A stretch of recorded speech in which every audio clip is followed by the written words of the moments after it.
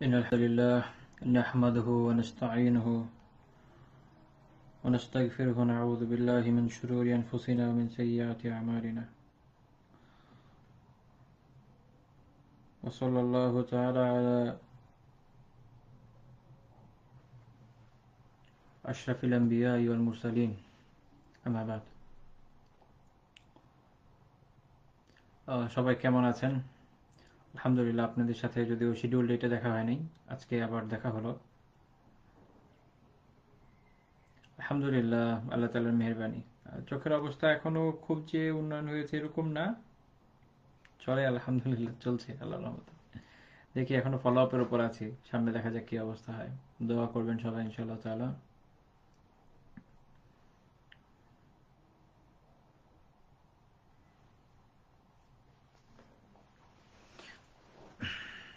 আমরা কিছুক্ষণ একটু অপেক্ষা করি শুরু করার আগে।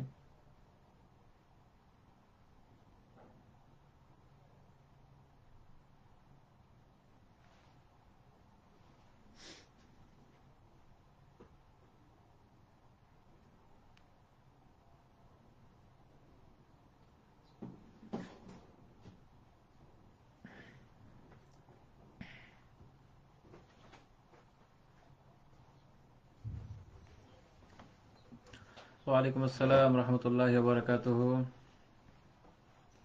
মোটামুটি একটু ঠান্ডা পড়েছে শেষ পর্যন্ত, দেরিতে হলেও। আমরা 2 মিনিট অপেক্ষা করে ইনশাআল্লাহ তাআলা শুরু করে দেব।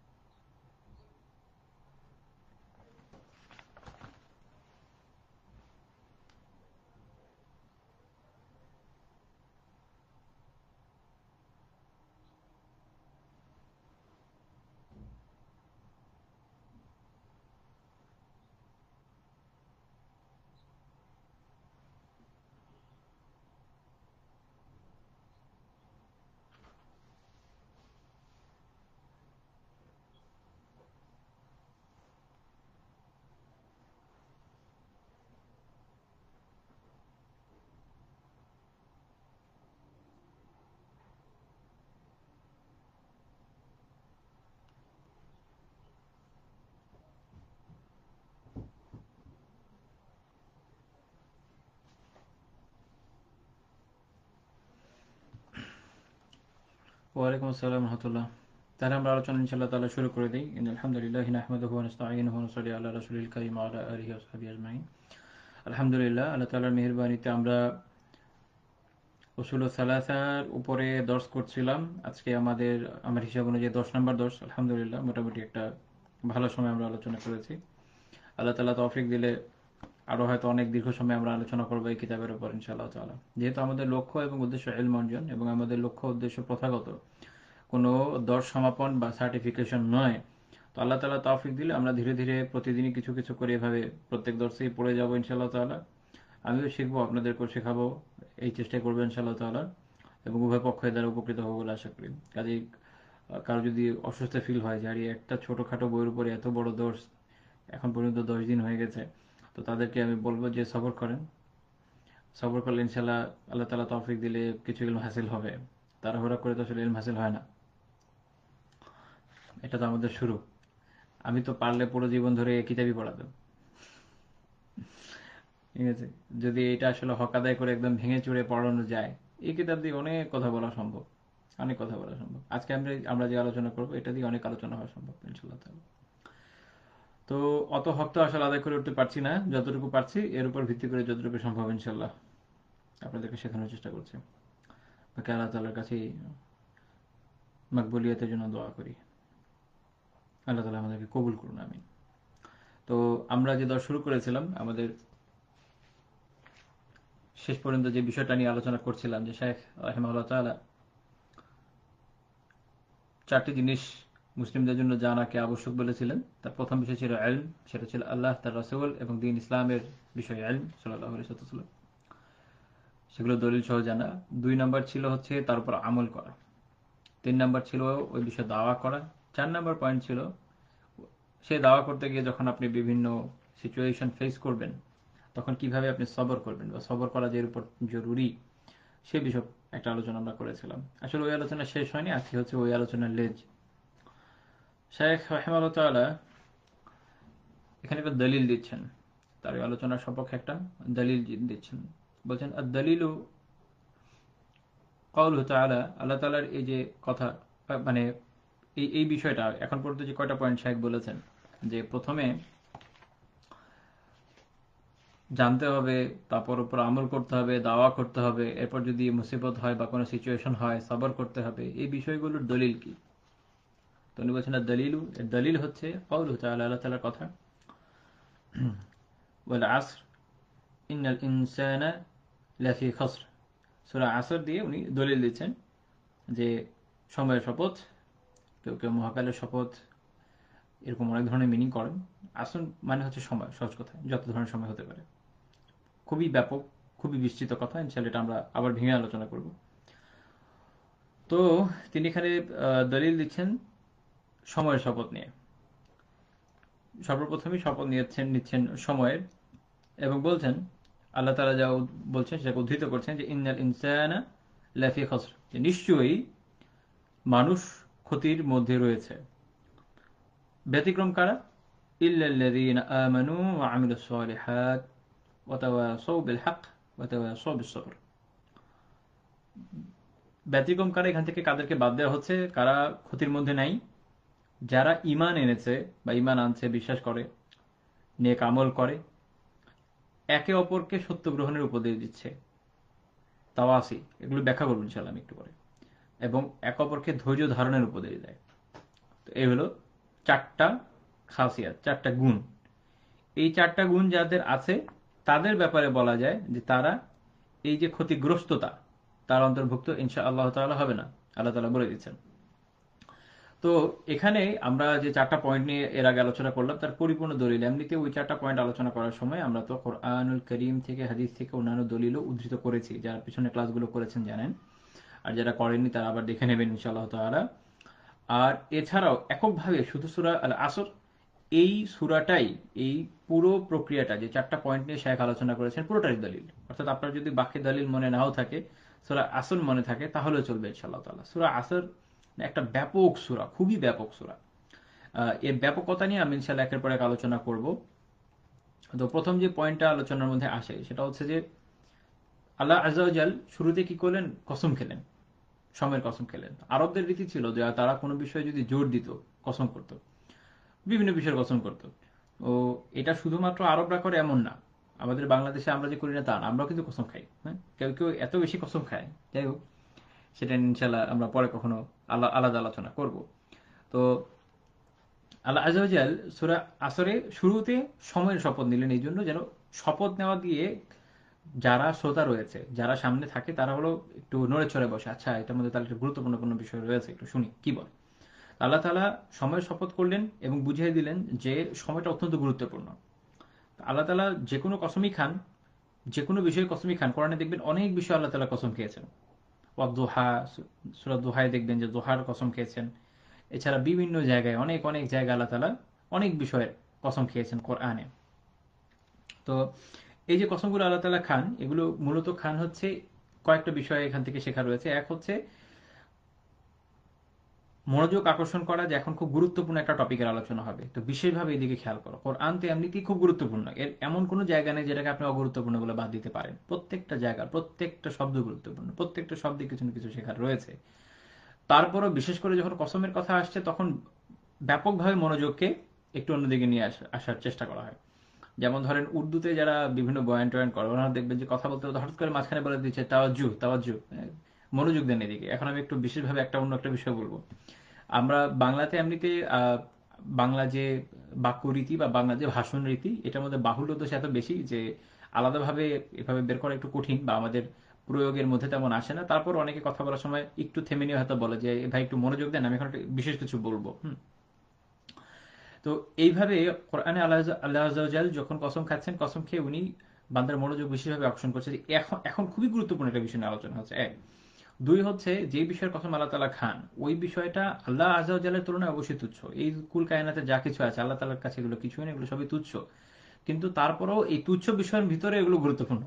তুচ্ছ বিষয়গুলোর মধ্যে এগুলোর গুরুত্ব রয়েছে বলে বিশেষভাবে এগুলোর কথা বলা হচ্ছে। এই জন্য এই প্রত্যেক কসম, এটা একটা গবেষণার বিষয়, এটা একটা আলোচনার বিষয়। দেখা যায় যে মুফাসসিরিনে কেরাম যেসব সূরায় আল্লাহ তাআলা বিভিন্ন শব্দের উপর কসম খেয়েছেন, ওগুলো কেন কসম খেয়েছেন সেটা নিয়ে আলোচনা করেন।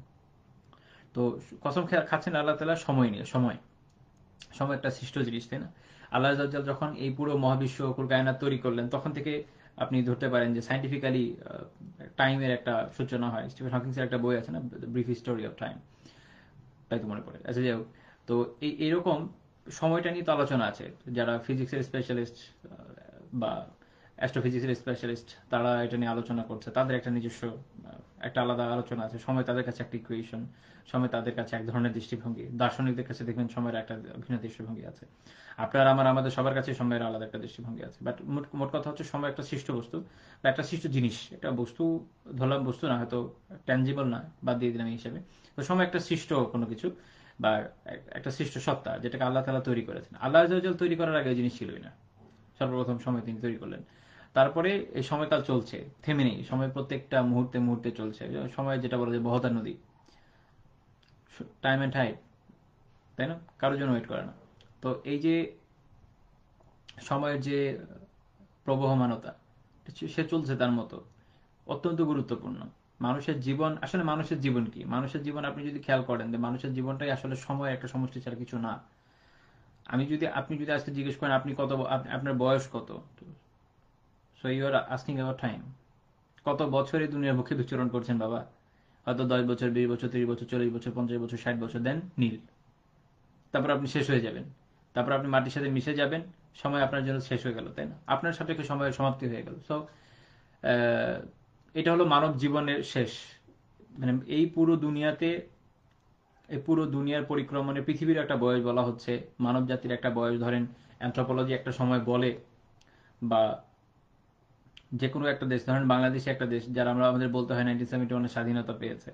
তো এইভাবে প্রত্যেকটা জিনিসকে আমরা ডিফাইন করছি তার বয়স দিয়ে, তার সময়টা দিয়ে। কি দিয়ে করছি? সময়টা দিয়ে করছি, যে সে কতদিন ধরে আছে, এক্সিস্টেন্সে কতদিন আছে। আবার আবার যখন বিলুপ্ত হয়ে যাবে, আমি যখন মরে যাব লিখবেন যে এত সালে জন্ম, এত সালে মৃত্যু, শেষ। মানে আমি কি হব? আমি যখন মরে যাব, আমি আপনাদের সবার কাছে বা যে কোনো বইয়ে যদি উল্লেখ করার মতো লোক হই, তাহলে হয়তো বইয়ে আমার নামের পাশে 2টা তারিখ লেখা থাকবে, এত সালে জন্ম, এত সালে মৃত্যু, শেষ। আমি হচ্ছে সময়ের একটা বহিঃপ্রকাশ মাত্র। এই হচ্ছে আমার অবস্থা। আর শুধু আমার না, আমাদের সবারই এটাই অবস্থা, সময়ের একটা বহিঃপ্রকাশ। সেটাও কার? যার ব্যাপারে একটু গুরুত্ব থাকে। ধরেন আমরা বিস্তৃতির অতলে যদি হারিয়ে যাই। আমি আজকে আপনাদেরকে শেখাচ্ছি ইসলামী দুনিয়াতে অন্য সবকিছু বাদ দিলেও হাজার হাজার বড় বড় আলেম এসছেন। কয়জনকে আপনি আমি চিনি? যারা আসমা ও রিজাল নিয়ে আলোচনা করে, যারা তারিখ নিয়ে, ইতিহাস নিয়ে আলোচনা করে, তারা হয়তো আলহামদুলিল্লাহ একটা বড় অ্যামাউন্ট সম্পর্কে জানে। আর 10টা মানুষ কয়জনের কথা জানে? তো সব শেষে দেখা যাচ্ছে যে হাতে গোনা কয়েকজনকেই আমরা জানছি। তো তাদের কিছু কাজ থাকলে আমাদের চেনা থাকে, আর নয়তো পরিচিত ওইটুকুই, অমুক সালের মুহাদ্দিস, অমুক সালের ফকি, তমুক সালে তমুক দেশে ছিল, বা শেষ। যে জীবনটা হচ্ছে এই সময়। আপনি যখন জন্ম নিচ্ছেন, আপনার একটা সময় পিরিয়ড শুরু হলো, যখন শেষ হয়ে যাবে, সময় শেষ হয়ে যাবে। বেশ, এর মাঝখানে কিছু ডিজিট, কিছু সংখ্যার ডিজিট, যে কিছু সংখ্যা, অর্থাৎ ডিজিট আর কি, যে ওকে, আপনি এত সাল থেকে এত সাল, এত বছর গুনে গুনে হয়তো 2টা ডিজিট হবে, খুব ঠেকে ঠুকে 3টা ডিজিট যেতে পারবেন, এর বিষয়ে যেতে পারবেন না। So this is your life. এটাই আপনার জীবন, এটাই আপনার জীবন। আপনি সর্বনিম্ন 0 ডিজিট থেকেও শুরু করতে পারেন। হয়তো পেলেনই না জীবন, জন্ম থেকে মৃত্যু হয়ে গেল, তাহলে আপনি আমার কথা শুনছেন না। আর যেহেতু শুনছেন, আপনার বয়স হতে পারে 1 ডিজিটের, একটা বাচ্চাও শুনতে পারে, হতে পারে 2 ডিজিটের, হতে পারে 3 ডিজিটের। আপনি এর বাইরে যেতে পারবেন না। এই হচ্ছে আপনার আসর, এই হলো আপনার সময়, এই আপনার সময়, শুরু থেকে শেষ, সর্বোচ্চ 3 ডিজিট। এর বাইরে আপনার যাওয়ার সামর্থ্য নাই। তো এই হলো মানব জাতি, এই হলো তার পুরো জীবন, দিন রাত, বছর, মাস, ঋতু সব অতিক্রম করে করে এই হলো মানব। এই মানুষ, এই জন্য আল্লাহ তাআলা তাকে সতর্ক করে দিচ্ছে, তুমি সময়টা খেয়াল রাখো। আজকের হকের দাওয়া আসছে, দিনের কথা আসছে, ইসলামের কথা আসছে, শুনতে পাচ্ছ, কালকে আর পারবে না, মরেও যেতে পারো। আর তোমার ওই যে সময় কাল, ওটা তো শেষ হয়ে যাচ্ছে, তুমি তো ধরে রাখতে পারবে না, একদম দূরে দূরে আগাচ্ছে। মাঝে মাঝে লাইক কিছু বড় বড় ঘড়ি আছে না, ওখানে একদম মাইক্রো সেকেন্ডে ওঠে, ওগুলোর দিকে তাকিয়ে থাকলে তন্ময় হয়ে তাকিয়ে থাকতে মন চায় যে এইভাবে আমার জীবনটা শেষ হয়ে যাচ্ছে আসলে, মেশিনের মতো খুব দ্রুততার সাথে না, খুব দ্রুত ডিজিট চলে যাচ্ছে, মাইক্রো সেকেন্ড গুলো খুব দ্রুত চলে যাচ্ছে। আল্লাহু আকবার। তো এই হলো আমার জীবন, এই হলো আমাদের জীবন, ক্ষয়িষ্ণু। তো আল্লাহ তাআলা সূরা আল আসরের শুরুতেই সময়ের শপথ খাচ্ছেন, সময় নিয়ে কসম করছেন, বলছেন যে এই সময় সম্পর্কে সচেতন হও, এই সময় সম্পর্কে সচেতন হও। আল্লাহ, কেননা ইন্নাল ইনসানা, নিশ্চয়ই মানব জাতি, ইনসান পুরো মানুষ, একদম কুল, পুরো মানব জাতিটাই, লাফি খসরিন, অবশ্যই ক্ষতির মধ্যে আছে।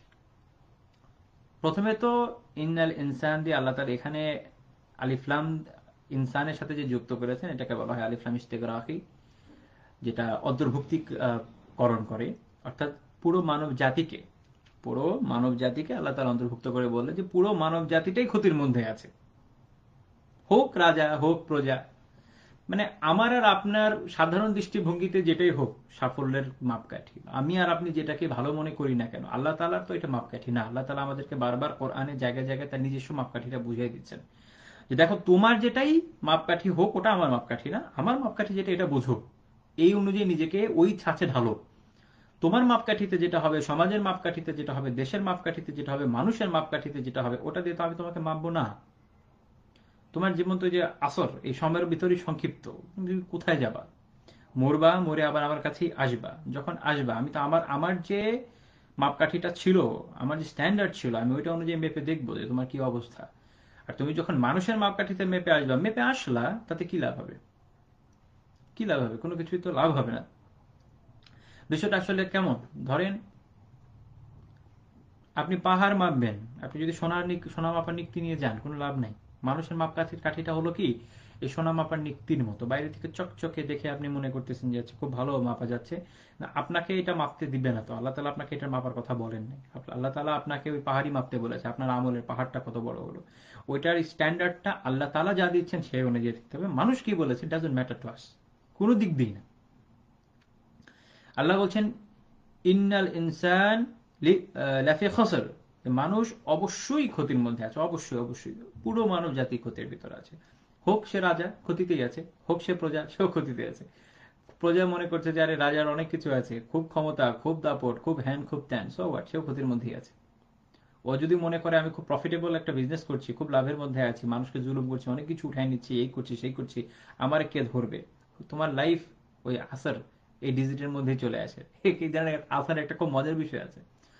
আসর শব্দটা তিনটে শব্দ দিয়ে তৈরি, আইন, সদ আর র, আসর। আমি আমি এখানে একটা মজার বিষয় আমার মাথায় আসে যে আল্লাহ আলম, সেটা হচ্ছে যে ওই যে বললাম না, মানুষের জীবন সর্বোচ্চ 3 ডিজিট, এই আসরের 3 ডিজিটই, এর বাইরে আপনি যেতে পারবেন না।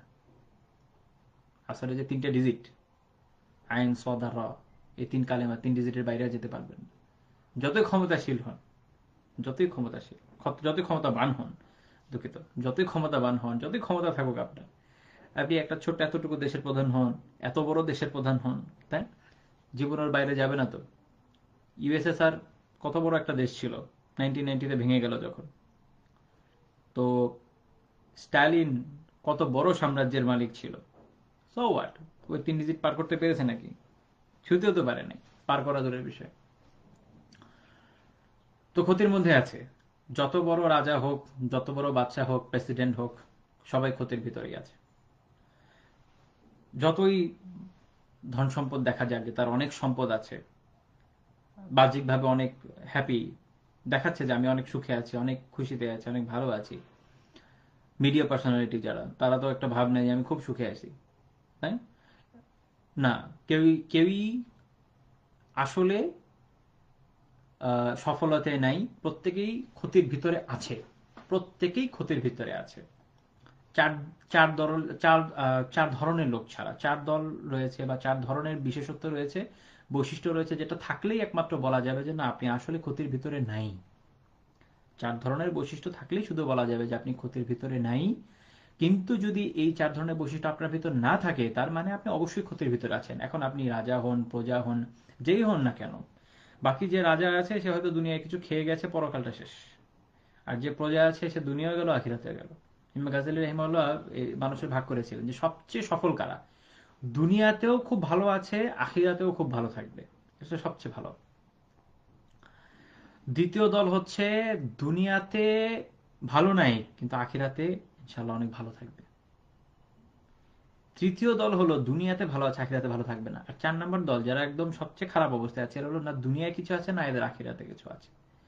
এদের জন্য আসলে আফসোস হয়, এই দুনিয়াতে হেদায়েতও নিচ্ছে না, আসলে হেদায়েত তো আল্লাহর হাতে, বাট এদের তো চেষ্টা করতে হবে, সেটা হচ্ছে না, আবার আখিরাতেও ক্ষতিগ্রস্ত হবে। তো এই ধরনের লোকদের জন্য আসলে সব দিক দিয়ে ক্ষতি আর ক্ষতি।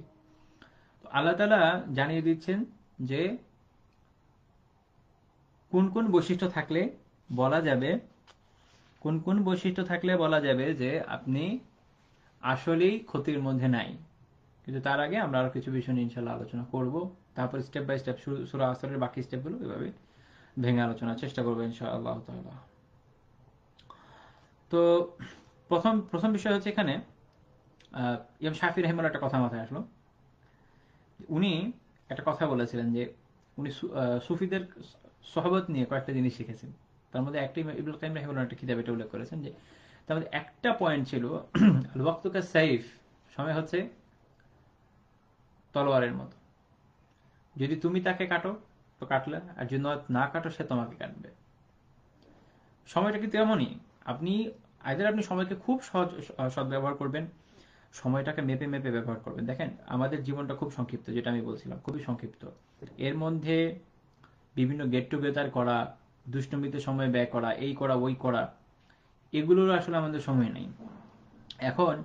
আহ, একটা কথা থাকে যে যারা একদমই দিনদার নয়, তারা তো বিভিন্ন কাজকর্মে সময় ব্যয় করেই, অপচয় করে, ওদের কথা আসলে বলে তো লাভ নেই। ওদেরকে আমি যেটা বলি যে এদের জন্য প্রথম দাওয়া হচ্ছে ইমানের দাওয়া। আগে ইমানে আসো, তাওহীদে আসো, দিনে আসো, ইসলামকে কবুল করো, ফরজগুলো আমল করো। আপনাদের মনে আছে হয়তো মুআয রাদিয়াল্লাহু তাআলার হাদিসটা আমি উল্লেখ করেছিলাম, ওনাকে ইয়েমেনে পাঠানোর সময় আল্লাহ রাসূল সাল্লাল্লাহু আলাইহি ওয়াসাল্লাম যে স্ট্র্যাটেজি শিখিয়ে দিয়েছিলেন, তার প্রথমটা কি ছিল, আগে তাওহীদের দাওয়া, তারপর স্টেপ বাই স্টেপ।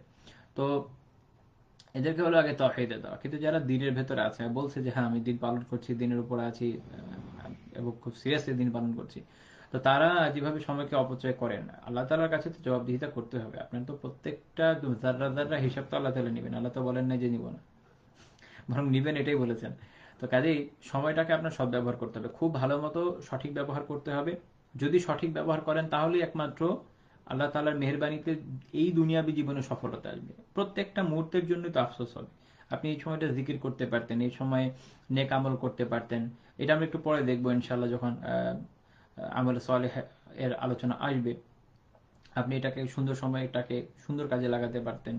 আপনি জিকির করেন, আপনি আল্লাহ তাআলার সৃষ্টি নিয়ে ভাবেন, আপনি কিতাবাদি পড়েন, আপনি আমল করেন, আপনি তিলাওয়াত করেন, কি করা যায় না, অনেক অনেক কাজ আছে। সালেফে সালেহীন যারা ছিলেন তারা যে এত সফলতা এই দুনিয়াতে পেয়েছেন এমনি এমনি তো পায়নি, সময়টাকে সদ্ব্যবহার করেছেন বলেই তো পেয়েছেন। এবং শাফি রাহিমাহুল্লাহর যে অসাধারণ কাজ, এগুলো তো এমনি এমনি হয়নি। আমাদের বড় বড় ইমামরা তারা সময়কে কতটা সদ্ব্যবহার করেছেন দেখেন, এখন ভাবতেও তো অবাক লাগে। আপনি আপনি নিজের আপনাদের নিজেদের অবস্থা নিজেরা যাচাই করেন যে সময়ের অভাবে আমরা দেখা যাচ্ছে বলছি যে আমার কোরআন হিফজ হচ্ছে না, আমার কয়েক পাড়াও হয়তো হিফজ নেই, একটা অবস্থা। অথচ সালাফদের অবস্থা, তারা গোটা কোরআন হিফজ কোর্স করেছেন, সনদ সহ লাখো হাদিস মুখস্থ করেছেন। কিভাবে করলেন? কারণ সময়টাকে খুব সুন্দর করে ইউটিলাইজ করেছেন। এখনো যারা বড় বড় আহ, কাজ করেন, যারা ভালো গবেষক আছেন, তাদের দিকে তাকালে দেখবেন যে সময়ের অত্যন্ত সদ্ব্যবহার তারা করেন, অপচয় করেন না, অকাজে ব্যয় করেন না। আমাদের কি প্রচন্ড অপচয়ের অভ্যাস রয়েছে। এই এখনকার সময় বড় ব্যাধি হচ্ছে ফেসবুক স্ক্রলিং। একবার ঢুকলে নিচে দেখি দেখি কি দিল কি দিল, সো হোয়াট, ও কি দিল তাতে আপনার কি যায় আসে। সবাই তো ফলো করার মতো না, দুই চারটা লোক থাকে যারা আসলে ফলো করার মতো, যারা ভালো লেখে, তাদের লেখা পড়েন, একবার ঢুকলেই তো হয়। আর আরেকটা বড় সমস্যা হচ্ছে এখন ইউটিউব। একবার ঢুকলো এক ভিডিও, সেখান থেকে আরেকটা, সেখান থেকে আরেকটা, ব্যাস শেষ। প্রয়োজন কি? আপনি সাবস্ক্রিপশনটা মডিফাই করেন, কিছু চ্যানেল সাবস্ক্রাইব করে রাখেন, সবসময় ঢুকেই সাবস্ক্রিপশনে ঢুকে যাবেন, ওখান থেকে দেখবেন আপনি যেখান থেকে উপকৃত হন এমন কিছু চ্যানেল যেন থাকে। তো জরুরত নেই, সবচেয়ে বড় জরুরত হচ্ছে আমাদের কিতাব মোতালা করা উচিত, বেশি বেশি অধ্যয়ন করা উচিত। এখনকার সময় অজ্ঞতার যুগ, কিতাবের সাথে সম্পর্ক থাকা সবচেয়ে ভালো। আইসোলেশনের যুগ, ফিতনা থেকে সেই সবচেয়ে ভালো বেঁচে থাকবে যে একটু একা একাই থাকে। তো এই জন্য সময়কে সদ্ব্যবহার করতে হবে, যেটা বলছিলাম যে শাফি রহমাল্লাহ বলছিলেন কি, আল ওয়াক্তুকা সাইফ, তলোয়ারের মতো। সময়টা কি? তলোয়ারের মতো। তো উনি আরেকটা মজার কথা বলেছেন যে, এবং যে তোমার সত্তা, ওয়ানাফসুকা ইল্লাম তাশতাগিলহা বিল হক, যদি তুমি এটাকে হক কাজের সাথে ব্যাপৃত না করো, যদি তুমি হক কাজে নিমগ্ন না হও তোমার নিজেকে নিয়ে, তাহলে সে কি করবে? সে তোমাকে বাতিলের মধ্যে লিপ্ত করবে। অর্থাৎ আপনাকে সময়কে সদ্ব্যবহার করতে হবে যেন আপনার সময় অপচয় না হয়। এবং আপনি যদি নিজেকে হক কাজে জড়িত না রাখেন, তাহলে আপনার সত্তা, আপনার নার্ভস আপনাকে বাতিলের দিকে নিয়ে যাবে। এবং এটা বাস্তব, এটা বাস্তব। শাফি রহমান যে কোন সময় বলে গেছেন, এখনো বাস্তব। মানুষ যখন, ওই যে বাংলা একটা কথা আছে না, অলস মস্তিষ্ক শয়তানের আখড়া বা শয়তানের কারখানা। এর কারণ কি? মস্তিষ্ক তো কাজ করতে চায়, আল্লাহ তালা ওকে বানিয়েছেন কাজ করার জন্য। আল্লাহ তালা আপনার মস্তিষ্ককে কেন দিয়েছেন? আপনি যদি একটু ভালো মতো ভাবেন, আল্লাহ তালা কোরআনে বারবার তাফাক্কুরের কথা বলছেন। তা আল্লাহ তালা আপনার মস্তিষ্ক দিয়েছেন to think about his creation, to think about his আয়া, to think about his being. আপনি এই নিয়ে কাজ করবেন, আপনি দিন নিয়ে ভাববেন, আপনি আল্লাহ তালার আয়াত নিয়ে, আল্লাহ তালার ক্রিয়েশন নিয়ে, আল্লাহ তালার সৃষ্টি নিয়ে ভাববেন, আল্লাহ তালার বরত্ব মহত্ব নিয়ে ভাববেন, আল্লাহ তালার প্রতি শ্রদ্ধা আপনার মাথায় নুয়ে আসবে। আপনার মস্তিষ্ক তো আল্লাহ তালা এই জন্য বানিয়েছিল। আল্লাহ তালা আপনার মস্তিষ্ক এই জন্য দিয়েছেন যেন আপনার মস্তিষ্ক কোরআনের ধারক ও বাহক হয়, যেন আপনার মস্তিষ্ক হাদিসের ধারক ও বাহক হয়, যেন আপনার মস্তিষ্ক আল্লাহ তাআলার দ্বীনের ধারক ও বাহক হয়, যেন আপনার মস্তিষ্ক আল্লাহ তাআলার আনুগত্যের জন্য ব্যয় হয়। আপনার যে নিউরনগুলো প্রতিদিন নষ্ট হয়ে যাচ্ছে, ওগুলো যেন আল্লাহ তাআলার রাস্তায় নষ্ট হয়। ভেবে দেখেন, আপনি তো আপনার নিউরনটাকে আল্লাহ তাআলার পথেই ব্যয় করতে পারতেন। আল্লাহ তাআলার পথের ব্যয় তো অনেক ব্যাপক না, খালি অর্থের ব্যয় তো না, সময় ব্যয়, অর্থের ব্যয়, এমনকি আপনার নিউরনের সেলগুলোর ব্যয়ও আল্লাহ তাআলার জন্য হয়। আল্লাহ তাআলা তো ওই জন্য দিয়েছেন। কি করছেন? কোন কাজে ব্যয় করছেন? আল্লাহ তাআলা ধরবেন না? আল্লাহ তাআলাকে ছেড়ে দিবেন এমনি এমনি? তো সবাইকে সঠিকভাবে কি করতে হবে? ব্যবহার করতে হবে। আপনি আপনার সত্তাকে যদি আল্লাহ তাআলার জন্য নেক কাজে ব্যয় করেন, তাহলে দেখবেন যে আপনার যে মস্তিষ্ক, এটাতে অনেক বারাকা হয়েছে। আলহামদুলিল্লাহ। আমরা যখন দেখি যে সালাফরা এত এত কিতাব পড়ে ফেলেছেন, এত এত কাজ করে ফেলেছেন, তখন বোঝা যায় যে গুনাহ থেকে বেঁচে থাকার ফলে তাদের মস্তিষ্কের যে সুগলাত, মস্তিষ্কের যে নিমগ্নতা, সেটা ছিল হকের পথে, সেটা ছিল নেক কাজের পথে। তো আল্লাহ তাআলা ওতে বারাকা ঢেলে দিয়েছেন। ওই বারাকা পাবেন, এখনো পাওয়া যাবে। এই উম্মাহ শেষ পর্যন্ত উপকৃত হবে। এই উম্মাহ হচ্ছে কাল মাতার, এই উম্মাহ হচ্ছে বৃষ্টির ফোঁটার মতো, যার শুরু আর শেষ উভয়টাই উপকারী। কিন্তু আমাদেরকে নিজেদেরকে তো সেই যোগ্যতাই নিতে হবে, না তো সবাই তো এই সে উপকার পায় না। তো এই জন্য সময়ের গুরুত্বটা খুব দিতে হবে, খুব। যেটা আমি বলছিলাম, সময়ের গুরুত্ব খুবই দিতে হবে। যদি আপনি সময়ের গুরুত্ব না দেন, যদি আপনি সময়ের গুরুত্ব না দেন, তাহলে এই দুনিয়াতে আপনি কি হবেন? ক্ষতিগ্রস্ত অবশ্যই হবেন। তো সময়ের গুরুত্ব নিয়ে ইনশাল্লাহ আমি আরো কিছু আলোচনা আরো পরে করব। তো তার আগে একটা মাসালা নিয়ে আলোচনা করি। সেটা হলো, এখানে একটা পয়েন্ট থাকে যে আল্লাহ আযজা ওয়া জাল তো সময়ের শপথ করেছেন। তা আমরা কি আল্লাহ তাআলা ছাড়া অন্য কারো নামে শপথ করতে পারি কিনা? তো মাসালা হচ্ছে যে আল্লাহ আযজা ওয়া জাল ছাড়া অপর কারো নামে শপথ করা ইসলাম নিষিদ্ধ করেছে। আরবরা যেভাবে যে কোনো জিনিসের শপথ করতো, আমাদের বাংলাদেশেও দেখা যায় কেউ মরা কাঠের শপথ খায়, অমুক বাবার শপথ খায়, কবরের শপথ খায়, এই সেই শপথ খায়, বাপের মায়ের শপথ খায়, দুনিয়ার 14 গোষ্ঠীর শপথ খায়। ঠিক আছে? কেউ আরেকজনের শপথ খায়, কারো মাথায় হাত রেখে বলে তুই আমার মরা মুখ দেখবি টাইপের শপথ খায়। তো এরকম যত জিনিস আছে, এগুলো একদম সব হচ্ছে বাতিল। ইসলাম এগুলোর কোনো ভিত্তি নেই। আল্লাহ রাসূল সাল্লাল্লাহু আলাইহি ওয়াসাল্লাম বলেছেন, মান হালাফা বিগাইরিল্লাহি ফাকাদ কাফারা আও আশরাকা, যে আল্লাহ ছাড়া অন্য কোনো কিছুর নামে শপথ করে, অন্য কিছুর নামে এরকম কসম খায়, সে হচ্ছে কুফর করে, সে শিরক করে। এই হাদিস সুনানে আবু দাউদে এসেছে, আবু দাউদের 3251 নম্বর হাদিস। ইমাম তিরমিজি উল্লেখ করেছেন ওনার জামায়াতে, সেটাতে এটা হলো 1535 নম্বর হাদিস, এবং সনদের মান হাসান। ইমাম ইশবিলি রহিমাহুল্লাহ অবশ্য সহিহ বলেছেন। এর ব্যাখ্যায় খালিল আহমেদ সাহারানপুর রহমতুল্লাহ আলাইহি বাদলুল মাজহুদ এই সুন্দর একটা কথা বলেছেন যে এটা এটা কখন, এটা খেয়াল রাখতে হবে যে এর মানে কি, এখন কেউ কারণ নামে কসম খেয়ে খেললে কি কাফের হয়ে যাবে কিনা? এখানে আসলে কি কাফার কুফর করেছে বা শিরক করেছে, মানে হলো তো যদি সে তাজিম, যদি সম্মানের সূচক মুখ থেকে এরকম অনেকে বলে ফেলে বা বিভিন্ন কারণে এমনি কসম করে ফেলে, এটা হারাম হয়েছে, এটাও এক ধরনের কুফর শিরক, তবে এটা মানুষকে কাফের বানিয়ে দেয় না। হ্যাঁ, তবে যদি মানে নেওয়া তাজিম, যে একদম মন থেকে সম্মান করার জন্য আলাদাভাবে নিয়ত করে নিয়েছে যে হ্যাঁ আমি এরকম করছি, তো এর নামই তো শপথ খাওয়া, যে আছে না আমাদের দেশে, যাই হোক সব তো বলা যাচ্ছে না। তো এরকম ভাবে যদি মনে মনে করে যে অমুকের নামে খাবো, অমুক আমার মহান পিতা, ঠিক আছে, তো তাহলে ওটাই হবে। তাহলে কি, যেমন শেখ খলিল আহমদ সানপুর রহমতুল্লাহ বলছেন, ফাকাদ আশরাকা শিরকান জালিয়ান, তাহলে সে সুস্পষ্ট শিরক করলো, তখন একদম সুস্পষ্ট শিরক। তো এই জন্য এই ধরনের কোনো কসম খাওয়া যাবে না। এই ধরনের কসম খেলে ওগুলো কোনো ভ্যালু নেই। চাঁদ, সূর্য, তারা, যার কসম খান, কোনো ভ্যালু নেই। কসম শুধু আল্লাহর নামে করতে হবে। কসম শুধু আল্লাহর নামে করতে হবে। রাসূলুল্লাহ সাল্লাল্লাহু আলাইহি ওয়াসাল্লাম বলেছেন, আলা ইন্নাল্লাহা ইয়ানহাকুম আন তাহলিফু বিআবাইকুম। আল্লাহ তাআলা, শুনে রাখো, আল্লাহ আল্লাহ রাসূল খুব মনোযোগ দিতে বলছে, বলছে যে আল্লাহ শুনো, ভালো করে শুনো, ইন্নাল্লাহা ইয়ানহাকুম আন তাহলিফু বিআবাইকুম। আল্লাহ তাআলা তোমাদেরকে তোমাদের বাবা দাদাদের যে নাম, এদের নামে কসম খেতে নিষেধ করেছেন। ফামান কানা হালিফান ফালিয়াহলিফ বিল্লাহ, কাজে যে কসম খাবে সেজন্য আল্লাহর নামেই কসম খায়। ওয়া ইল্লা, নয়তো ফালিয়াসমুত, নয়তো চুপ থাকো। কসম খাওয়া তো জরুরি না, কিন্তু যদি খাবেই তাহলে আল্লাহর নামেই খেতে হবে। এটা সূরা, দুঃখিত, এটা হলো সহিহ আল বুখারীর হাদিস, 6108 নম্বর হাদিস সহিহ আল বুখারীর। তো এখান থেকে আমরা কি শিখলাম, যে কসম যে কোনো জিনিস নামে খাওয়া যাবে না। তো অনেকে আবার কোরআনের নামে কসম খেয়ে ফেলেন, that's a different scenery and different case. ইমাম ইবনে আবিদিন শামী রাহিমাহুল্লাহ আলোচনা করেছেন যে কোরআন তো গায়রে মাখলুক এবং আল্লাহ আযজা ওয়া জাল্লার একটি সিফাত, তাই না, আমরা তো জানি। তো যেহেতু আল্লাহ তাআলার নামে কসম খাওয়া যায়, আল্লাহ তাআলার সিফাতের নামেও কসম খাওয়া যায়। ওই হিসাবে যেমন কেউ বলো রবের কাবার রবের কসম, কাবার রবের কসম, কেউ বলো কাবার রবের কসম। তো সে যখন এইভাবে বলছে যে কাবার রবের কসম, কাবার রবের কসম, তখন সে কি বলছে, সে মূলত আল্লাহ তাআলার কসম খাচ্ছে। কিন্তু আল্লাহ তাআলা একটা সিফাত বলছে যে আল্লাহ তাআলা কি, রব্বুল কাবা, কাবার রব।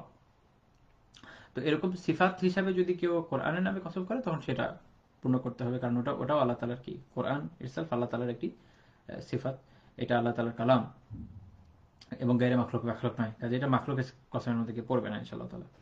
তো যাই হোক, এই জন্য কোরআনের নামে কসম খেলে এটা পূর্ণ করতে হয়। এছাড়া অন্য কোনো মাখলুকের নামে কসম, এটা তো মাখলুকই না, কাজে এটা আলোচনায় বের হয়ে গেল, কেউ কেউ ভুল ধারণা করেন, এই জন্য ক্লিয়ার করে দিলাম। তো এখানে আমরা যেটা নিয়ে আলোচনা করছিলাম সেটা হচ্ছে কসম নিয়ে। আল্লাহ আল্লাহ আযজা ওয়া জাল সূরা আল আসর শুরু করেছেন সময়ের কসম দিয়ে, এবং বলছেন যে প্রত্যেকটা মানুষই কিসের মধ্যে আছে, ক্ষতির মধ্যে আছে, যেটা আমি একটু আগেও বলছিলাম। তো সেই ক্ষতি থেকে মুক্ত কারা, সে ক্ষতি ক্ষতি থেকে মুক্ত হচ্ছে, প্রথম কথা হচ্ছে আহ, যারা ঈমান এনেছে। আমার কিন্তু এখানে ভিডিও বন্ধ হয়ে গেছে, আপনারা দেখতে পাচ্ছেন কিনা আমি আসলে শিওর না। আপনারা যদি ঠিকমতো দেখে থাকেন আমাকে একটু কমেন্ট করবেন যে হ্যাঁ দেখতে পাচ্ছি, আমার এখানে ভিডিওটা অফ হয়ে গেছে। আচ্ছা, তো যেটা বলছিলাম সেটা হচ্ছে যে আহ, যে চারটা সিফাতের কথা আল্লাহ সূরা আল আসরে বলছেন যে কারা কারা ক্ষতির মধ্যে পড়ে নাই। প্রথম কোনটা, ইল্লাল্লাযীনা আমানু, যারা ঈমান এনেছে। প্রথমে আছে যারা ঈমান এনেছে। তো এই যে ঈমান আনা, ঈমানের ভিতরে কিন্তু আল্লাহ তাআলার কুরবা, অর্থাৎ আল্লাহ তাআলার নৈকট্যের যত ধরনের কাজ আছে সব করবে। সহিহ আকীদা, বিশ্বাস ধারণ করা, এবং এর সাথে সম্পৃক্ত ঈমানের ভিতরে যা যা আছে সবই চলবে। যেমন ইমাম বাইহাকী রাহিমাহুল্লাহ ঈমানের অনেকগুলো ঈমানের শাখা বিষয়ক যতগুলো হাদিস আছে, মোর দ্যান 70, এগুলো সবগুলোকে এক করেছেন এক কিতাবে, শুআবুল ঈমান নামে। তো ওখানে অনেক আলোচনা আছে, ওটা একটা খুব সংক্ষিপ্ত ভার্সন আপনারা পাবেন, হচ্ছে ইসলামিক সেন্টার, ওদের একটা অনুবাদ আছে, সংক্ষিপ্ত করে করেছে, দেখে নিতে পারেন। তো ওখানে অনেক আলোচনা আছে, তো এটার ভিতরে সবগুলোই পড়বে। তারপর আমরা ঈমান নিয়ে পরে আলোচনা করবো ইনশাআল্লাহ। তো এই ঈমানের ভিতরে আল্লাহ তাআলার নৈকট্য সূচক সব কাজে এমনিতেই চলে আসে। তারপরে দ্বিতীয় বিষয় আল্লাহ তাআলা বলছেন ওয়া আমিলুস সলিহাত, যারা নেক আমল করে। তো আমল সলিহ যেগুলো, এগুলো যত ধরনের নেক কাজ হতে পারে। অর্থাৎ আপনি এই সময়টার মধ্যে হয়তো সলাৎ পড়ছেন, আপনি হয়তো জিকির করছেন, এই যে আপনি এখন একটা দর্শ করছেন, এটা একটা আমলে সলেহ, নেক আমল। তারপর আপনি তিলাওয়াত করতে পারেন, আপনি আল্লাহর বান্দাদের সেবা করতে পারেন। ধরেন আপনি রাস্তায় একটা গাছ লাগাচ্ছেন, সেই গাছটা লাগাচ্ছেন আল্লাহ তাআলার সন্তুষ্টির জন্য, যেন মানুষ এখানে ছায়া পায়, পথিকরা বিশ্রাম নিতে পারে বা মানুষ উপকৃত হয়। বা এখন যে দূষণ, এই যে বর্তমান সময়ে যেরকম দূষণ পুরো দেশে এবং পুরো দুনিয়াতে, তাতে এখনকার সময় গাছ লাগানো অত্যন্ত নেকি কাজ হবে ইনশাআল্লাহ তাআলা। মানুষের উপকারের জন্য যা করা হচ্ছে, খেদমাতে খালক, সবই সওয়াবের বিষয়। তো আপনি যখন এটাও করছেন, আপনি যখন আল্লাহর জন্য করছেন, আল্লাহর সন্তুষ্টির জন্য করছেন, এটা তো নেকামল। আমাদের সমস্যা কি, আমরা নেকামল বলতে এত সংকীর্ণ করে ফেলেছি সবকিছু। অথচ আমরা যদি দেখি যে সাহাবায়ে কেরাম রাদিয়াল্লাহু তাআলা আনহুম আজমাইন, ওনারা যে ধরনের আমলগুলো সাধারণভাবে আমল হিসেবে প্রসিদ্ধ সেগুলো তো করতেনই, অন্যান্য নেক আমলেও তাদেরকে কখনোই পিছিয়ে থাকতে দেখা যেত না। আর আমাদের অবস্থা হচ্ছে আমরা কয়েকটা লিস্ট করেছি যে এই এই এই টিক টিক টিক টিক, এর বাইরে আর কোনো নেক আমল তো নাই, ওর ভিতরে তো আমি যাবই না। মুআমালাত, মুআশারাত, আদাব, আখলাক সব বাদ দিয়ে দিয়েছে। এই সবই নেক আমল, সবই আমল সালেহ, সবই আমল সালেহ। আপনার কাছে আপনার কাছে একজন ঋণ পায়, আপনার কাছে একজন ধরেন ঋণ নিয়েছে আপনার কাছ থেকে, আপনি তার কাছে টাকা পান, আপনি আল্লাহর দিকে তাকিয়ে তাকে 1 মাস সময় বাড়িয়ে দিয়েছেন, আপনি নেক আমল করেছেন। আপনি একজন ব্যবসায়ী, আপনি একটা প্রোডাক্ট বিক্রি করছেন, সেই প্রোডাক্টে কেউ একজন আপনার কাছ থেকে খেয়ারের শর্তে নিতে চায়, আমি 2-3 দিনের মধ্যে সমস্যা থাকলে ব্যাক করব। আপনি বলেন ঠিক আছে যান, শরীয়ত বিধান দিয়েছে আমি আপনাকে দিলাম, আপনি নেক আমল করলেন। আপনি একটা প্রোডাক্ট বিক্রি করলেন, প্রোডাক্টের মধ্যে ক্ষতি আছে, ত্রুটি আছে, আপনি বলে দিলেন যে এটাতে এই ত্রুটি আছে, আপনি জানেন শরীয়তের বিধান এটা, আপনি একটা নেক আমল করলেন।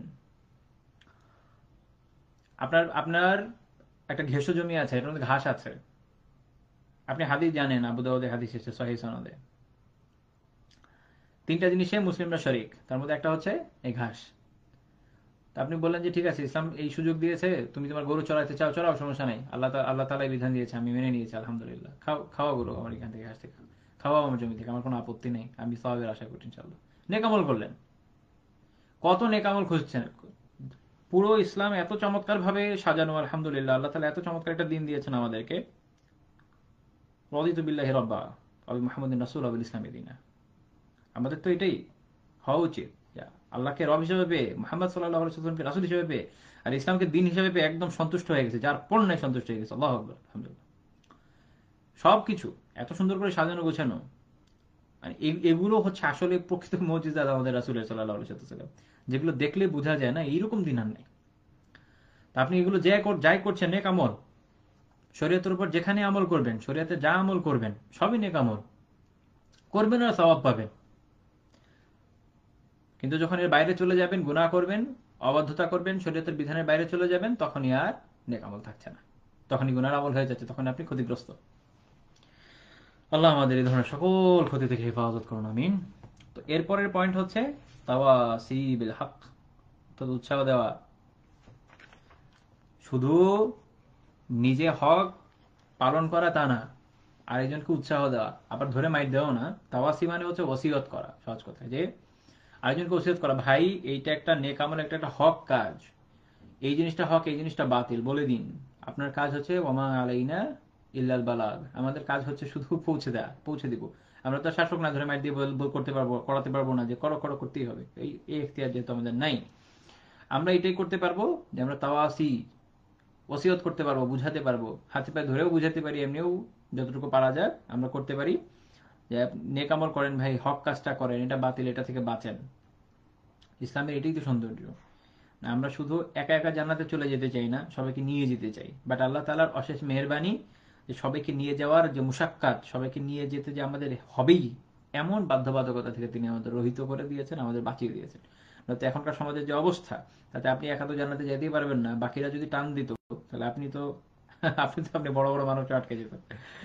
আচ্ছা, তো দ্বিতীয় বিষয় হচ্ছে অথবা সওবিস সবর, এবং সবরের ব্যাপারে ওসিয়ত করা, একে অপরকে উৎসাহ দিবে কি বিষয়? সবরের বিষয়। সবর করো ভাই, যখন তুমি হকের কথা বলবে তখন বিপদ আসতে পারে, হকের কথা না বললেও বিপদ আসতে পারে। এই দিন, আপনি যখন দিনকে কবুল করেছেন, যখন থেকে দিনে এসছেন, তখন থেকেই মুসিবতের জন্য অনেক রকম সিচুয়েশন সামনে আসা খুবই স্বাভাবিক। কেননা এই দিন যেহেতু হক দিন, আল্লাহ আযজা ওয়া জাল তো আপনাকে পরীক্ষা করবেনই। কোরআনে পরীক্ষার আয়াত এত বেশি, যেগুলো নিয়ে একটা আলাদা তাফসীর করা যায় ইনশাআল্লাহ, ঠিক আছে? যেগুলো আল্লাহ তাআলা পরীক্ষা নিবেনই, এটা জানা বিষয়, কিন্তু তোমাকে সবর করতে হবে। আল্লাহ তাআলার দিকে তাকিয়ে, আল্লাহ তাআলার সন্তুষ্টির জন্য, লিওয়াজহিল্লাহ, আল্লাহ তাআলার সন্তুষ্টির জন্য তোমাকে কি করতে হবে? সবর করতে হবে। এবং সবরের বিষয়ে যেমন এর আগে আলোচনা করেছিলাম যে সবর কয়েক ধরনের হয়, এর মধ্যে একটা হচ্ছে আল্লাহ তাআলার আনুগত্যের ক্ষেত্রে সবর, সবর আলা তাআতিল্লাহ, আল্লাহ তাআলার আনুগত্যের ক্ষেত্রে সবর, অর্থাৎ আল্লাহ তাআলার আনুগত্য করতে গিয়ে যে কষ্ট হবে সেই সবের উপর সবর করা। যেমন এখন শীতকাল, আপনি সকালবেলা অজু করতে আপনার কষ্ট হবে, এর উপর সবর করে আপনি অজু করবেন, আপনি সালাত আদায় করবেন, এই শীতকালে উঠতেও কষ্ট হবে, তার উপরও সবর করে আপনি উঠবেন আল্লাহ তাআলার সন্তুষ্টির জন্য। একটা হচ্ছে সবর আন মাহারিমিল্লাহ, আল্লাহ তাআলা যেগুলো হারাম করেছেন সেগুলোর উপর সবর, ওগুলো করবো না আমি।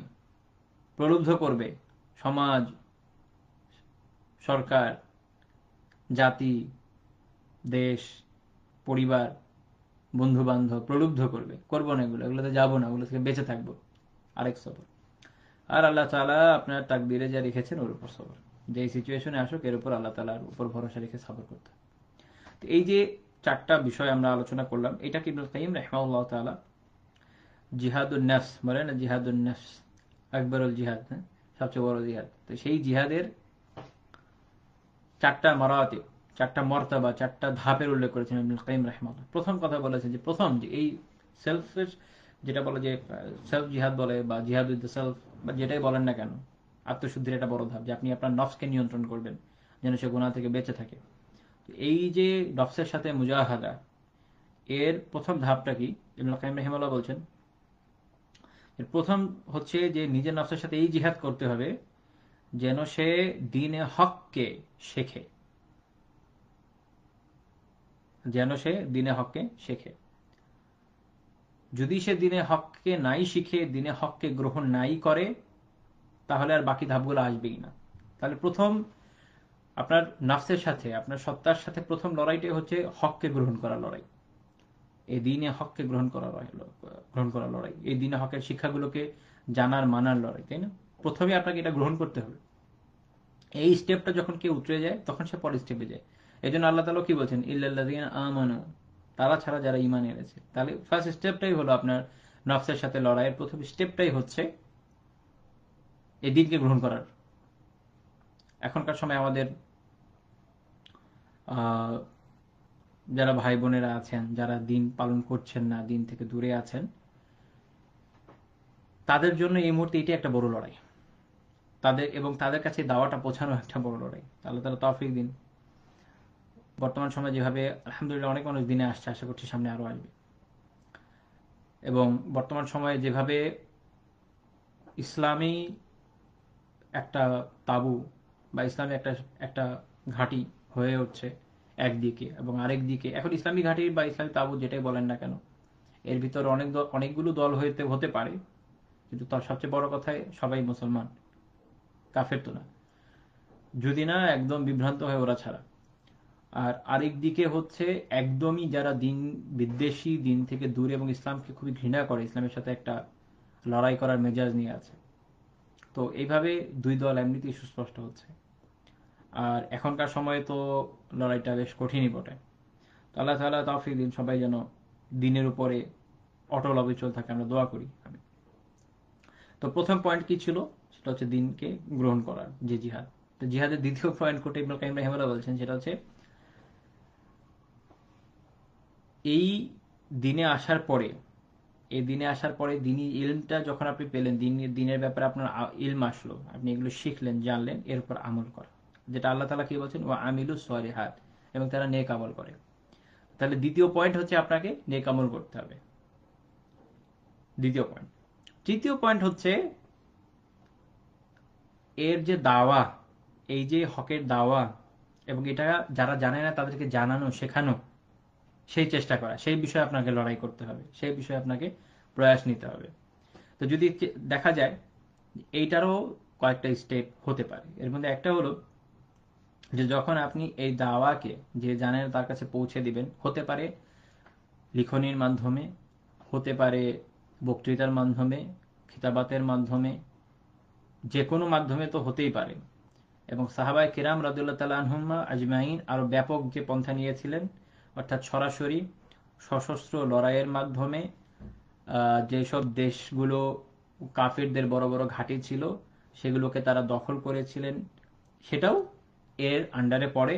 কেন? কেননা ইসলাম যখন ওই দেশের রাষ্ট্রীয় বিধানের মধ্যে পরিগণিত হবে, তখন খুব সহজেই অধীনস্থ মানুষ দিনে আসতে পারবে। আপনারা নিজেরাই জানেন যে যেমন আমাদের দেশের কথাই ধরেন, আজকে যদি এই যে যেমন বাল্যবিবাহ নিয়ে অনেক কথা হচ্ছে, শরিয়ত তো এটাকে নাজায়েজ করে নাই, এবং বাংলাদেশের প্রেক্ষাপটের ভালো ফায়দাও দেখা যাচ্ছে। ল্যাটিন আমেরিকান দেশগুলোতে সম্ভবত 16 বছর মেয়েদের জন্য বয়স। সেখানে পশ্চাৎপদ কিছু দেশ, যেমন ভারত বা এরকম কিছু পশ্চাৎপদ দেশ রয়েছে, এদেরকে অনুসরণ করে আমাদের দেশে আইন করা হয়েছে ধরেন 18। তো আইন যেটাই করো সেটা নিয়ে মাথা ঘামানো নাই। কথা হলো যেখানে যে এখন ধরেন আপনারা চিন্তা করলেন যে আমরা দিনের বিধানের উপর ভিত্তি করে আমি আমার সন্তানকে অনেক কম বয়সে বিয়ে দিয়ে দিব যেন সে গুনার মধ্যে না পড়ে, কারণ সমাজের যে অবস্থা, আপনি এটা পারবেন না, সরকার আপনাকে বাধা দিবে। তো তাহলে বোঝা যাচ্ছে যে যদি রাষ্ট্রীয় অবস্থানে ইসলাম থাকে তাহলে এই সমস্যা আপনি আজকে পড়তেন না, আপনি দিনকে ঠিকমতো পালনও করতে পারতেন, প্রোপোগেটও করতে পারতেন।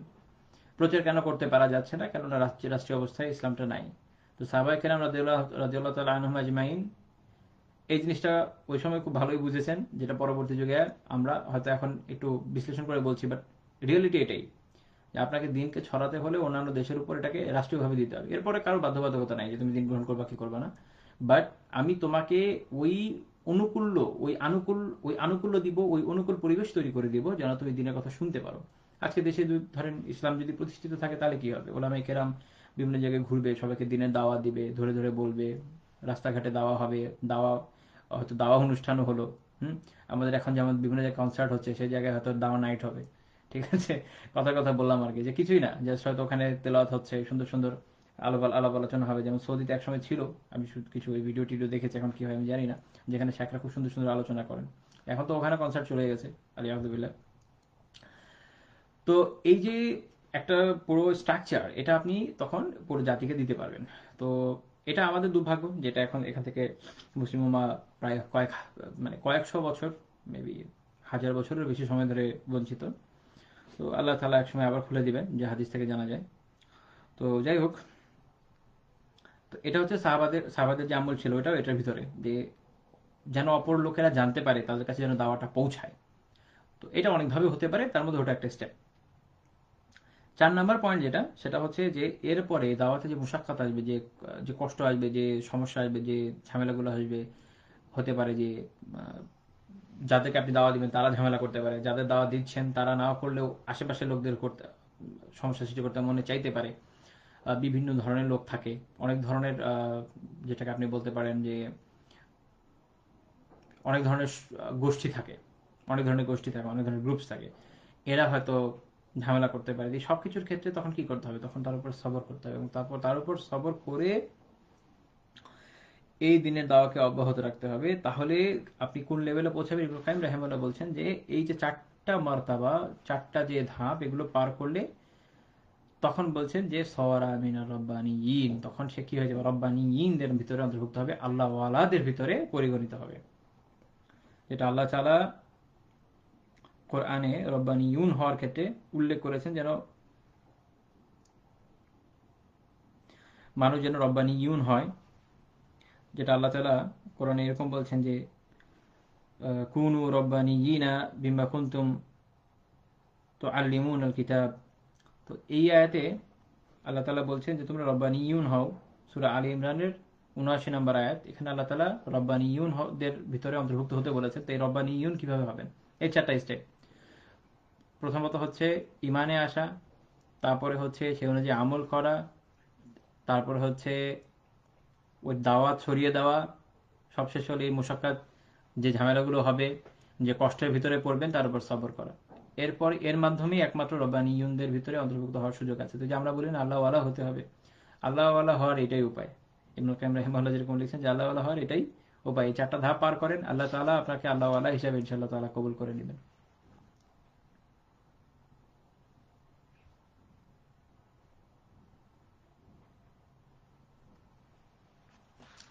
তো ইমাম শাফিঈ রাহিমাহুল্লাহ একটা উক্তিতে এর আগেও বলেছিলাম। তো ইমাম শাফিঈকে যারা চিনেন তারা তো চিনেনই, আর যারা চিনেন না, ইমাম শাফি হচ্ছে আবু আব্দুল্লাহ মুহাম্মদ বিন ইদ্রিস শাফিঈ রাহিমাহুল্লাহ। শাফি মাযহাবের শাফি মাযহাবকে যার দিকে নিসবত করা হয়। আল্লাহ। তো ইমাম শাফি রাহিমাহুল্লাহ উনি এরপর একটা চমৎকার কথা বলেছেন, যেটা শেখ মুহাম্মদ বিন আব্দুল ওয়াহ্হাব রাহিমাহুল্লাহ তাআলা এখানে উল্লেখ করেছেন। আল্লাহুম্মা আনজালাল্লাহু হুজ্জাতান আলা খালকিহি ইল্লা হাযা সূরা লাকাফাতহুম। আল্লাহ তাআলা যদি মানুষের বিপক্ষে দলিল হিসাবে এই সূরা ছাড়া কিছুই নাজিল না করতেন, তাও যথেষ্ট হতো। এই সূরা ছাড়া আল্লাহ তাআলা যদি মানুষের বিপক্ষে দলিল হিসেবে আর কিছুই নাজিল না করতেন যথেষ্ট হতো। মানুষের বিপক্ষে দলিল হিসেবে এই সূরাই যথেষ্ট, খুবই যথেষ্ট। আল্লাহু আকবার। কেননা এই সূরাতে আল্লাহ তাআলা ধাপে ধাপে মানুষকে তার সিচুয়েশন বুঝিয়ে দিয়েছে, ধাপে ধাপে মানুষকে তার সিচুয়েশন বুঝিয়ে দিয়েছেন যে তুমি যদি সফল হতে চাও কিভাবে হবা, আর তুমি যদি ব্যর্থ হতে চাও কিভাবে হবা। আল্লাহ তাআলা শুরুটাই করেছেন ব্যর্থতা দিয়ে, যে তুমি আসোই ব্যর্থতায়, তুমি আসোই ব্যর্থতায়। তোমার আমি দয়া করলাম, যাও এই 4টা কাজ করো, সফল হয়ে যাবা। আমি করলে করলেন, না করলে নাই। করলে তো করলেনই, আর যদি না করেন তাহলে কি হবে? ব্যর্থ হবেন, এটা তো আল্লাহ বলেই দিয়েছেন, ওটা আর নতুন করে বলার কিছু নেই। আপনি ব্যর্থতার মধ্যেই আছেন। বিষয়টা অনেকটা এরকম, আপনি চোরাবালিতে আছেন, এই চোরাবালি থেকে উঠার জন্য আপনাকে রশি দেওয়া হয়েছে। ধরেন সেই রশি কিরকম রশি? ধরেন লাঙ্গল ইয়ের মতো, ওই যে মই দেখেছেন না, রশির মই বানায়। ধরেন এটার মধ্যে 4টা খোপ আছে, আপনি ভালো মতো 2 হাত দিয়ে আঁকড়ে ধরে টরে 4 হাত পা দিয়ে উঠে উঠে আসেন, আপনাকে টেনে উঠানো যাবে, বা আপনি নিজে হয়তো ওঠার ট্রাই করতে পারবেন। এটাই হচ্ছে আপনার এই সূরা আল আসরের শিক্ষা। আর যদি ধরে উঠতে না পারেন, যদি আপনার এই চোরাবালিতে পড়ে থাকতে মন চায়, থাকলেন, আপনাকে কে ওঠাবে? তো আল্লাহ তাআলা এই জন্য সূরা আসর নাজিল করে আসলে আমাদের বিপক্ষে একটা বড় হুজ্জত, বড় একটা দলিল কায়েম করে দিয়েছেন, যে তুমি যে ক্ষতিতে আছো তুমি বলতে পারবে না যে ক্ষতিতে তুমি নাই, আমি কিন্তু বলে দিয়েছি যে তুমি ক্ষতিতে আছো। আর তুমি যে বলবা যে আমি জানি না, এমন না, তুমি জানো, অবভিয়াসলি তুমি জানো। এবং আমি আরো ক্লিয়ার করে দিচ্ছি, এরপরও যদি তুমি ক্ষতিতে থাকো, এটা তোমার বিষয়।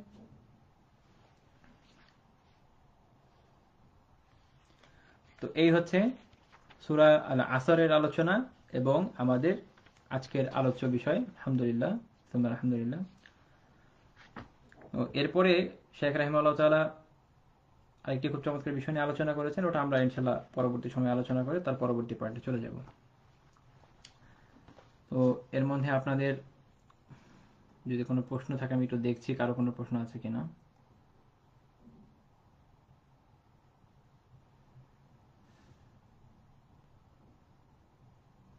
আচ্ছা, আরেকটা খুব গুরুত্বপূর্ণ পয়েন্ট আমি বলতে গিয়ে ভুলে গেছি। আমি চেয়েছিলাম যে সময়ের গুরুত্ব নিয়ে অল্প কিছু আলোচনা করবো ইনশাআল্লাহ তাআলা।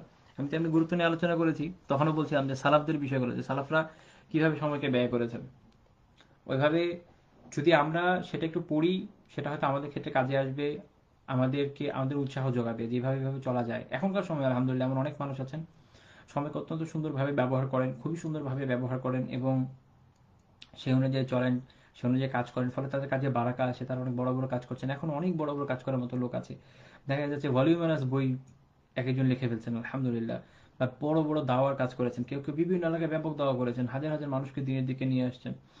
আবার ধরেন যারা মুজাহিদ ফিসাবিলিল্লাহ আছেন, বিভিন্ন জায়গায় হয়তো জিহাদ ফিসাবিলিল্লাহর ভিতরে এরকম লোক ধরুন, এই ধরনের লোক অনেকে লিপ্ত আছেন হকের উপরে। তো সবসময় তো এই ধরনের জামাতের লোক থাকবে, এটাই স্বাভাবিক। তো এরকম যারা যেখানে যাচ্ছে, দিনের যত সেক্টরে কাজ করছে, সেটা দাওয়া হোক, সেটা জিহাদ হোক, সেটা কিতাব লেখা হোক, সেটা প্রবন্ধ লেখাই ধরেন না কেন, যেটা সেটা বয়ান হোক, তাফসির হোক, যা হোক, যত ধরনের কাজ আছে, আপনারা দেখবেন যে এই ধরনের লোকেরা আলহামদুলিল্লাহ বারাকা পাচ্ছে। আর যারা এগুলো বাদ দিয়ে এই যে কাটাকাটি মারামারির মধ্যে লিপ্ত হয়ে থাকে, বিভিন্ন কাজে সময়কে অপব্যয় করে, তারা সাধারণত বারাকা পায় না। আপনারা সময়ের ক্ষেত্রে সময়ের ক্ষেত্রে ওলামায়ে কেরাম প্রাচীনকাল থেকে কিভাবে সময় সদ্ব্যবহার করেছেন, এই বিষয়ে আমি একটা বই আপনাদেরকে সাজেস্ট করব, আপনারা অবশ্যই পড়বেন। আমার কাছে যেটা আছে এটা অবশ্য আরবি কপি, আমি জানি না দেখা যাচ্ছে কিনা ঠিক মতো। এটা হচ্ছে শেখ আব্দুল ফাত্তাহ বাগুদা রহমতুল্লাহি আলাইহি একটা চমৎকার বই আছে, কিমাতুজ জামান ইনদাল উলামা, আলেমদের কাছে সময়ের মূল্য। আরবি কিতাব এটা অবশ্য, যারা এটা দেখেছেন, যারা আরবি জানেন, তারা সংগ্রহ করে নেবেন ইনশাল্লাহ।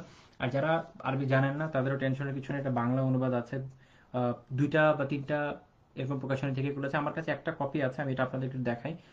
এটা বাংলার নাম দিয়েছে মনীষীদের কাছে সময়ের মূল্য, মনীষীদের কাছে সময়ের মূল্য, যেটা শেখ আব্দুল ফাত্তাহ বকুদ রহমতুল্লাহ আলাইহি করা। অনুবাদক হচ্ছে কাজী আবুল কালাম সিদ্দিকী, এটা দারুল আরকাম, একটা প্রকাশনীর নাম হচ্ছে দারুল আরকাম, ওদের করা। অন্যান্য প্রকাশনীতে পাবেন, এটা আমি ওয়াফি লাইফ থেকে অর্ডার দিয়েছিলাম। তো এই কিতাবটা আপনারা পড়বেন, এই কিতাবটা পড়লে ভিতরে একটা আফসোস হবে যে আচ্ছা আমি ওনার এরকম সময়কে এত ইউটিলাইজ করেছেন, আমি কি করলাম। এটা তখন আফসোস হবে, এই আফসোস থেকে হয়তো আপনি কিছু হলেও করবেন। এটা স্বাভাবিক যে আপনি হয়তো এত দূর পর্যন্ত যাবেন। আমার যিনি তালিমি মুরব্বী আছেন, সে শেখ হাফিজুল্লাহকে আমি জিজ্ঞেস করেছিলাম যে আমি যখন এটা প্রথম পড়ি কিয়ামত জামানা ইনদাল উলামা, তখন আমি বলেছিলাম এটা পড়ার পরে আমার চিন্তা হয়েছে যে আমি তো এর ধারে কাছে কিছু করতে পারি না শেখ। তো উনি আমার একটা সুন্দর কথা বলেছিলেন যে দেখেন আমরা তো আসলে অতটা হয়তো পারবো না, কিন্তু এখান থেকে আমাদের এবারত হাসিল করতে হবে, শিক্ষা হাসিল করতে হবে যে হ্যাঁ আমাদের বর্তমান অবস্থা থেকেও উন্নত অবস্থায় যাওয়া সম্ভব। আমরা যখন দেখবো যে সালাফ ওনারা এইভাবে চলেছেন, এইভাবে আমল করেছেন, এইভাবে কাজ করেছেন, এইভাবে পড়েছেন, এইভাবে শুয়েছেন, এইভাবে ঘুমিয়েছেন, এতটুকু সময় ব্যয় করেছেন, এইভাবে আড্ডাবাজি থেকে নিজেকে বাঁচিয়েছেন, তখন আমরা উৎসাহ পাবো যে আচ্ছা তাহলে আমরাও পারবো ইনশাল্লাহ, কেন পারবো না। নিকটবর্তী অতীতে অনেক বড় বড় আলেম এই ধরনের কাজ করেছেন আলহামদুলিল্লাহ। এবং এই জন্য বিভিন্ন ওলামা কেরামের জীবনী পাঠ করা উচিত। জীবনী পাঠ করলে বোঝা যায় যে ওনার সময় কীভাবে কাজে লাগিয়েছেন। না তো আমাদের মনে হয় আর এগুলো সব হলো পুরাকালের গল্প, এখনকার সময় সম্ভব না। আসলে সম্ভব, এখনো অনেক সম্ভব। আর বিশেষ করে প্রাযুক্তিক সংযুক্তি, এটা আমাদের মনোযোগকে অত্যন্ত বিক্ষিপ্ত করেছে। এটা যত কমিয়ে আনতে পারবেন তত ইনশাল্লাহ ভালো হবে, তত বেশি সময়কে সদ্ব্যবহার করা যাবে বলে আমি আশাবাদী।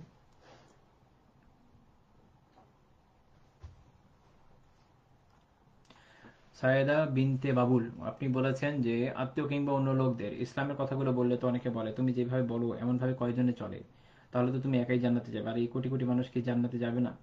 আল্লাহ তাআলা কোথায় ওয়াদা করেছেন যে কোটি কোটি মানুষ জান্নাতে যাবে? মানে আল্লাহ তাআলা কি কোনো জায়গায় এমন অদ্ভুত ওয়াদা করেছেন যে আমি সবাইকে জান্নাত দিয়ে দিব? এটা হলো সবার আগের প্রশ্ন, তাই না? আল্লাহ তাআলা তো এমন ওয়াদাই করেন নাই। এবং সূরা আরাফে আল্লাহ তাআলা বলছেন লা আমলা আন্না জাহান্নামা মিনকুম আজমাইন, যে আমি তোমাদের দিয়ে জাহান্নামকে ভরে দিব, একদম পরিপূর্ণ করে দিব। সূরা আরাফে আল্লাহ তাআলা বলেছেন, শুধু আরাফে বলেন নাই, সূরা হুদে বলেছে। সূরা আরাফে পাবেন 18 নম্বর আয়াতে, সূরা হুদে পাবেন 119 নম্বর আয়াতে, সূরা সাজিদায় পাবেন 13 নম্বর আয়াতে, সূরা সদে পাবেন 58 নম্বর আয়াতে। এই চার জায়গায়, না সূরা সদে পাবেন 85 নম্বর আয়াতে। এই চার জায়গায় আল্লাহ আযজা ওয়া জাল্লা ওয়াদা করেছেন, ওয়াদা করেছেন লা আমলা আন্না জাহান্নাম, জাহান্নামকে পরিপূর্ণ করে দিব। তো এই কোটি কোটি মানুষকে না ভুললে কিভাবে জাহান্নাম পরিপূর্ণ হবে? পরিপূর্ণ হইতে তো এদের ভরতে হবে। আল্লাহ তাআলা চার জায়গায় ওয়াদা করেছেন, এটা মুখস্থ রাখেন এই আয়াত, জিজ্ঞেস করলে বলে দিবেন। আল্লাহ তাআলা কোথাও এই ওয়াদা করেন নাই যে আমি জান্নাত দিয়ে তোমাদের দিয়ে জান্নাত ভরাই দিব আর জাহান্নাম খালি রেখে দিব। এই ওয়াদা আল্লাহ কখনো করেন নাই। আর জাহান্নামকে তো বানিয়েছেনই ভরার জন্য, খালি রাখার জন্য বানিয়েছেন নাকি? আর জান্নাত কি এত সস্তা? ওরা আমল করবে না আর আশা করবে আল্লাহ তাআলা তাকে জান্নাতে নিয়ে যাবে। একদম মক্কার আবু জাহেলদের মতো অবস্থা হয়েছে। আচ্ছা, সায়েদা বিনতে বাবুল, আপনি আবার প্রশ্ন করেছেন আমি নিজে গীবত থেকে দূরে থাকতে চাই, বড়দের সাথে এমনি কথা বলতে গেলেই গীবত শুনতে হয়, এত জানা বিষয় আমাদের সমাজে। এই তো সিচুয়েশন, তখন না পারি কিছু বলতে আর না পারি ওখান থেকে উঠে যেতে, কি করা উচিত? ইস্যু হচ্ছে কি, আপনি যখন জানেনই যে তারা এইসব কাজ করে তখন এদেরকে এড়াই যাবেন, যত সম্ভব এড়াই যাবেন। যদি একদমই না পারেন, অন্য কোনো ইস্যু কাজ দেখায় উঠে চলে আসবেন। আর একটা কাজ করবেন, সবসময় কোনো না কোনো ইস্যু, কোনো না কোনো কাজ সাজিয়ে গুছিয়ে রাখবেন অ্যালিবাই হিসাবে। অ্যালিবাই বুঝেন তো? যখন আপনি দেখবেন যে এমন কোনো মজলিসে বসে গেছেন এই ধরনের কিছু হচ্ছে, তখন ওই আলী ভাইকে শো করবেন যেমন আমার একটা কাজ আছে, আমি আসতেছি। আসতেছি বলে আর যাওয়ার দরকার নেই, ঠিক আছে? বা আসতেছি বলার দরকার নেই, তাহলে তার একটু মিথ্যা হয়ে যায়। তো আপনি বলবেন যে আমার একটা কাজ আছে আমি যাচ্ছি, পরে কথা হবে, বাস শেষ। উঠে চলে আসতে হবে। কারণ গীবত বলাও গুনাহ, শোনাও গুনাহ। এখন কখনো কখনো এমন সিচুয়েশন হয় যে কিছুই করা যায় না, তখন ইস্তেগফার করা ছাড়া কি করবেন? সবগুলো ক্লাসকে একসাথে আপনি পেজে পাবেন, এখানে গ্রুপেই আছে, একের পর এক আছে। আর নয়তো ইউটিউবে একটা প্লে লিস্ট আছে সম্ভবত।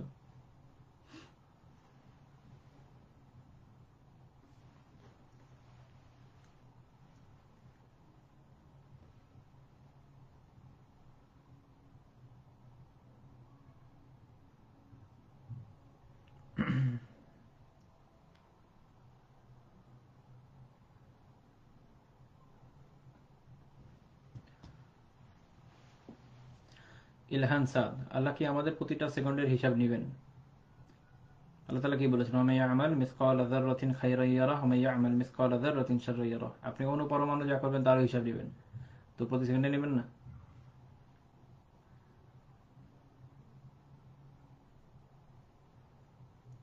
তো কালাম তো সিফাতি। কালাম মানে কি? কালাম মানে কথা না? তো যার কথা তার সিফাত হবে না? আপনি তো, এই যে হলো সমস্যা, মানুষ আগে দা আধা বোঝে। কোরআন আল্লাহ তাআলার কালাম। কালাম কি জিনিস? কথা কি জিনিস? কথা, কথা হলো সত্তার সিফাত। তো কোরআন আল্লাহ তাআলার কালাম, এই জন্য তার সিফাত।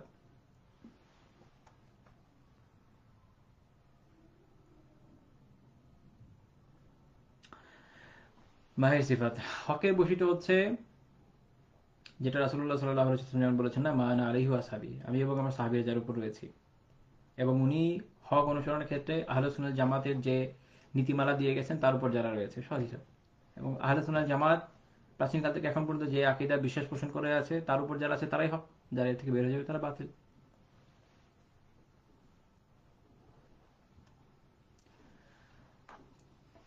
আর কারো কোনো প্রশ্ন আছে?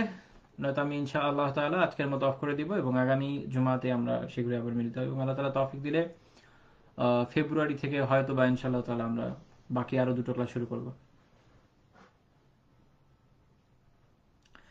কামরুন নাহার বোন, ওয়ালাইকুম আসসালাম রহমতুল্লাহ বারাকাতুহু। আমি যে বইটা বলেছি আপাতত ওইটাই দেখেন ইনশাআল্লাহ তাআলা। ওইটা পড়লে ওখানে আসলে সবারই জীবন নিয়ে একটু একটু টাচ আছে, তো ওটা দেখলে বুঝে যাবে কি করা যায় না যায়। সবচেয়ে বড় কথা হলো গুনাহ থেকে বেঁচে থাকা, নেক আমল বেশি বেশি করা। এটা করলেই দেখবেন যে অনেক বারাকা হয়ে গেছে। সকালে উঠবেন, ফজরের সালাতটা আদায় করবেন সবাই, তারপরে জিকির আজগার করবেন, তেলাওয়াত করবেন। চেষ্টা করেন দিনে এক পারা হলে যেন তেলাওয়াত করা যায় ইনশাআল্লাহ তাআলা। তাফসির পড়েন, তারপরে গিয়ে ইশরাক পড়েন, 4 রাকাত করে পড়েন ইনশাআল্লাহ তাআলা। এরপর বাকি দিন দেখবেন অনেক বারাকা পাবেন। এটা হলো মানে বারাকা পাওয়ার সংক্ষিপ্ত তরিকা, বইয়ের ছবি পিছনে আমি দেখিয়েছি। তো আজকে এই পর্যন্ত, আজকে এই পর্যন্ত থাকছি ইনশাআল্লাহ তাআলা। পরবর্তী দিন আমরা আবার দেখা করব এবং পরবর্তী সময় আবার আলোচনা করব। আখিরু দাওয়ানা আলহামদুলিল্লাহি রাব্বিল আলামিন। সালাতু ওয়াসসালামু আলা রাসূলিল কারীম ওয়া আলা আলিহি ওয়া সাহবিহি আজমাইন।